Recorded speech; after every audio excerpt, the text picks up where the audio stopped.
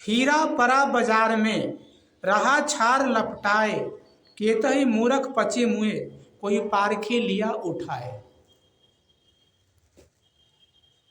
हीरा बाजार में पड़ा हुआ है, उस पर धूल लिपटी हुई है, कचरा पड़ा हुआ है, लोग आ जा रहे हैं, पैर से रगड़ देते हैं, हीरा रगड़ा जा रहा है। उसी क्रम में कोई पारखी आ गया, उसने उसे उठा लिया। संसार रूपी बाजार में ये आत्मा रूपी हीरा मनुष्य देह में विराजमान है। रहा छार लपटाए, लेकिन यह मनोविकार के कचरा में लिपटा हुआ है, तमाम मान्यताओं के कचरा में लिपटा हुआ है। प्रत्यक्ष भोग से सुख मिल जाएगा, परोक्ष परमात्मा का दर्शन होगा, उसकी भक्ति करने से, उसके गुणानुवाद करने से सुख मिल जाएगा। उसमें लीन होना है, उसके धाम में जाएंगे तो सुख मिल जाएगा।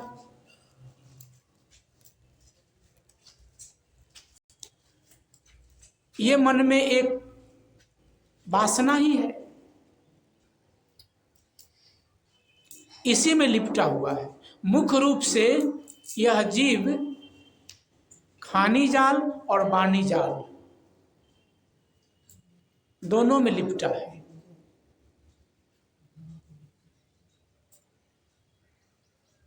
रगड़ा जा रहा है, ये अपने महत्व को ये जानता नहीं है। उसके सामने यह नाक रगड़ता है, उसके सामने यह गिड़गिड़ाता है, जो इसे न दुख दूर कर सकता है न कुछ दे सकता है।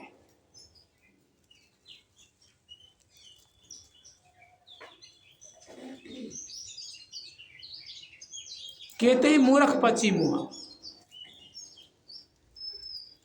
अज्ञानी जन इसी में पच पच के पूरा जीवन बिता दिए।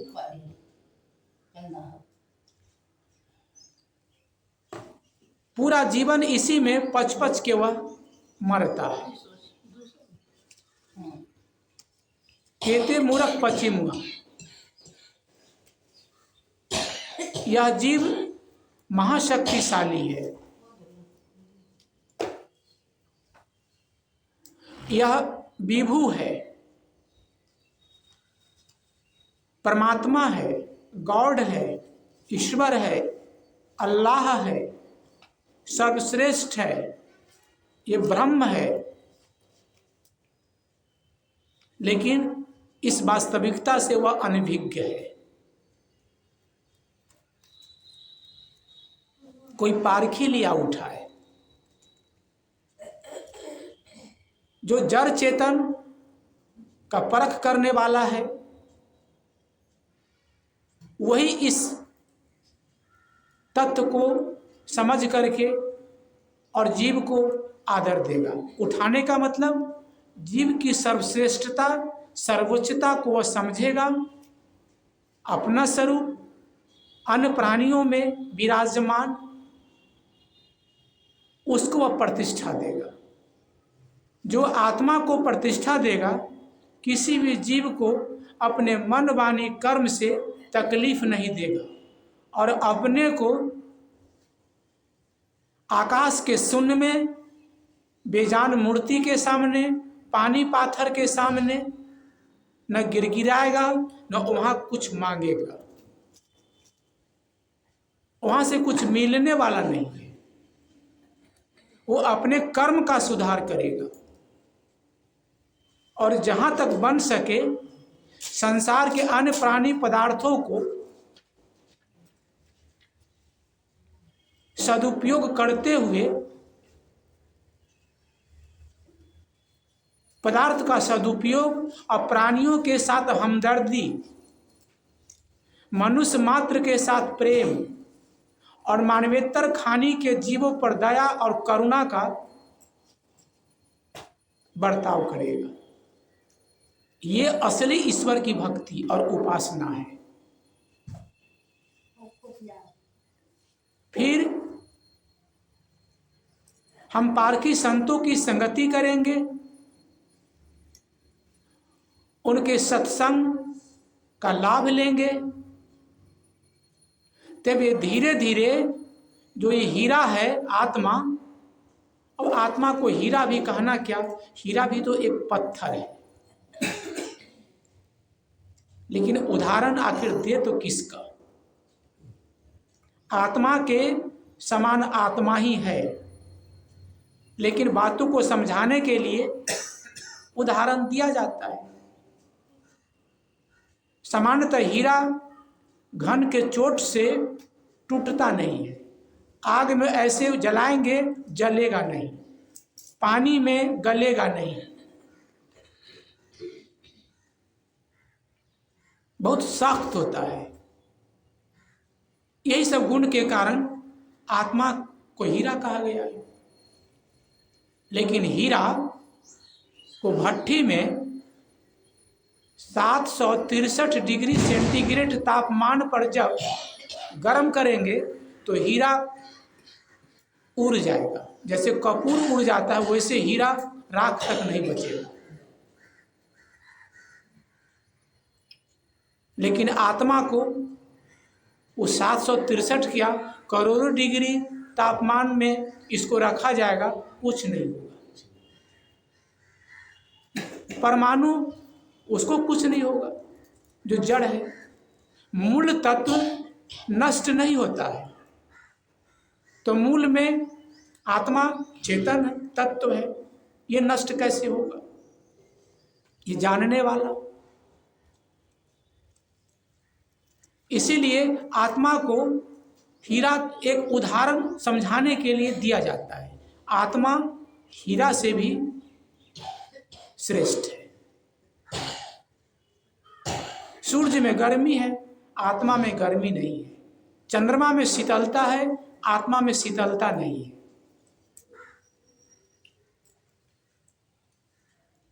आत्मा के समान सिर्फ आत्मा ही है। इस वास्तविकता को समझने की जरूरत है।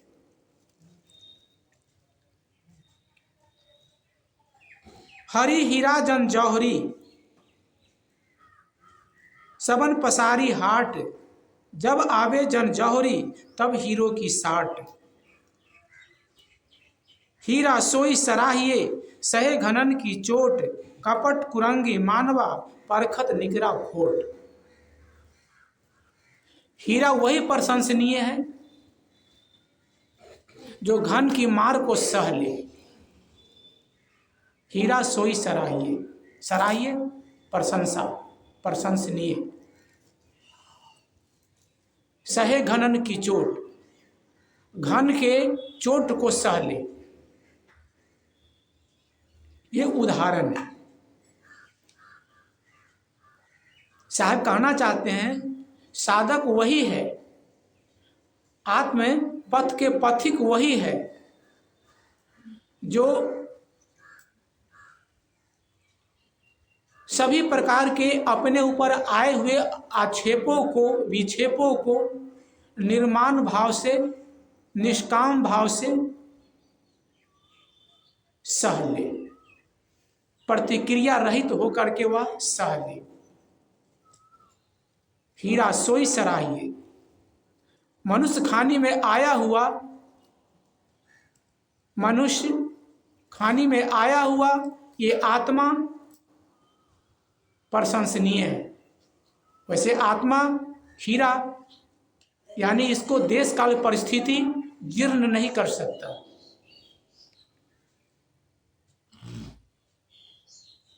मनुष्य खाने में आया हुआ यह आत्मा रूपी हीरा प्रशंसनीय है। करना क्या है? सहे घनन की चोट। अपने जीवन में उतार चढ़ाव, सुख दुख, मिलन बिछुड़न, हानि लाभ, घाटा मुनाफा, ये सब का झकझोर आएगा, इसको वह सह ले। वही सच्चा मनुष्य है। कपट कुरंगी मानवा, कपटी है, दुर्व्यसनी है, दुर्बुद्धि से लिप्त है, परखत निकरा खोट। जब वही पारखी की संगत करता है, परख विद्या उसमें आने लगता है, तब उसको भी पता चलता है कि खोटा क्या और खरा क्या है। खोटा दुर्गुण, पहले तो जो मोटी बुद्धि से भी समझ में आए उसको त्यागना चाहिए। हिंसा का त्याग, किसी जीव को जानबूझ के नहीं मारना चाहिए, क्योंकि हम अपने ऊपर भी कष्ट लेना नहीं चाहते हैं। हमारे साथ कोई बेईमानी न करे, हमारे साथ कोई गलत ढंग से पेश न आए, ऐसा सब चाहता है। तो चाहने से नहीं होगा, हमें इसके लिए अपने तरफ से कदम उठाने की जरूरत है। हम दूसरों के साथ गलत ढंग से पेश न आए।